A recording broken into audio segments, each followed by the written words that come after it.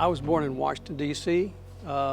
We lived in Maryland until I was about 12 years old, and my dad was with the State Department, so he got transferred to the Philippines to go over there to collect data on the first census that the Philippines had ever done.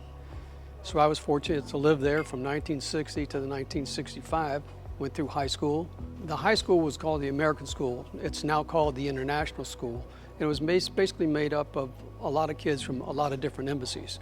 So I was going to school with nationalities all over the place. And it was a good cultural experience to meet friends from Europe, from Asia, from South America, South Africa, and the place, all places all over. So it was good. I was active in sports. I played volleyball, tennis, soccer. That soccer became my love, and I wound up playing that in college as well, and then played in leagues afterwards. But just getting to know so many different nationalities and the cultures, that was the exciting part about the whole thing. And we have reunions every couple of years. So here we are, out of school for high school for 50 years now, but we still get together. I knew I wanted to go to a small school, and that happened to be south of Buffalo, New York, and I made great lifelong friends, but from going from the Philippines to Buffalo, New York, a slight culture shock. It was a little colder than I had anticipated. When I was growing up, the hippie stage hadn't come yet.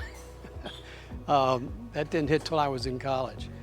Back then, my hair had a lot of crew cut wax in it, swish, swish back, like that. And by the time I got back to the States, that was out, and so my hair grew very long in college. After college, I tried finding different jobs, but within that first year, the Army called, and so I got drafted and spent the next 2 years in the Army. I was fortunate. That was 1970 to 72. I was fortunate because I was stateside the whole time. I was a medic, and then they transferred me over to work as a dental assistant, and then wound up a little bit more education for them, and then I wound up making dentures for the remainder of the time that I was in the Army. Once I got out of the Army, I didn't know where I was going to go, and so I just got in my car and drove to Florida and figured I'd find a job down here someplace. Did my first career as a social worker here in the Daytona Beach area. Did that for 20 plus years, and then I moved over into the banking, and I was working for different banks for the next years of my career. I've had good careers here, and I'm retired now, so that's a good thing.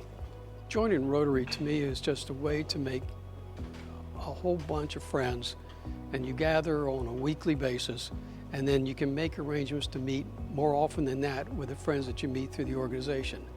Focus is to help the community, and that's easily what I'd like to do. My name is Buddy Jowers, and I'm a very proud Daytona Beach Rotarian.